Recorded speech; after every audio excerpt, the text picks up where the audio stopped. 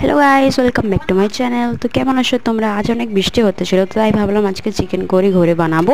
তো সেটার জন্য আমি সব কিছু রেডি করে রেখেছি। তো সব থেকে প্রথমে আমি কড়াইতে হালকা পরিমাণে তেল দিব।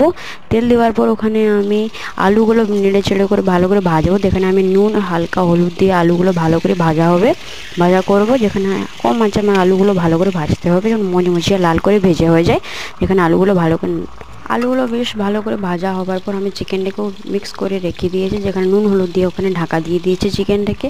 ওখানে আলুগুলো আমাকে ভালো করে এধার সেধার করে ভাজতে হবে। যেখানে আলুগুলো ভালো করে ভাজা হয়ে যাক। আলুগুলো ভাজা হওয়ার পর আমি ওখানে কেড়ে করে ওখানে আমি পেঁয়াজ কুচি দিব। পেঁয়াজগুলো ভালো করে ভাজা হতে থাকুক। ওখানে ভালো করে আমি কম আছে পেঁয়াজগুলো ভালো করে ভাজতে হবে। যেখানে লাল করে পেঁয়াজগুলো ভাজা হয়ে যাক। বেশ পরিমাণে পেঁয়াজগুলো ভাজা হয়ে গেছে, দেখতেই পারবেন। পেঁয়াজগুলো ভাজা হওয়ার পর আমাকে ওখানে হালকা পরিমাণে মশলা করে পেঁয়াজগুলো ভাজা হওয়ার পর আমি ওখানে মিক্স করা আদা রসুন বাটা পেস্ট দিব। যেখানে মশলাটা ও পেঁয়াজের উপরে আমি ছেড়ে দেবো। ছেড়ে দেওয়ার পর হালকা পরিমাণে আমাকে নেড়াচড়া করতে হবে। যেখানে মশলার সাথে পেঁয়াজগুলো ভালো করে মিক্স হয়ে যায়। যেখানে আমি হলুদ গুঁড়ো, লঙ্কা গুঁড়ো, ধনিয়া গুঁড়ো দিয়ে ভালো করে মিক্স করব। যেখানে লাল লাল করে ভালো করে ভাজা হয়ে যায়। আঁচটা ওখানে আমি একটু কম করে দেবো, যেখানে মশলাটা ভালো করে ভাজা হয়ে যায়, যাতে না পোড়ায়। ওখানে আমি মশলাটা এখন বেশ ভালো করে ভাজা হয়ে গেছে।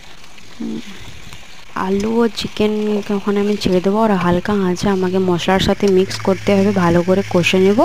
আলু আর চিকেনটা যখন মশলার সাথে ভালো করে কষে যাবে, তো ওখানে আমি হালকা পরিমাণে একটু জল দিয়ে দেবো।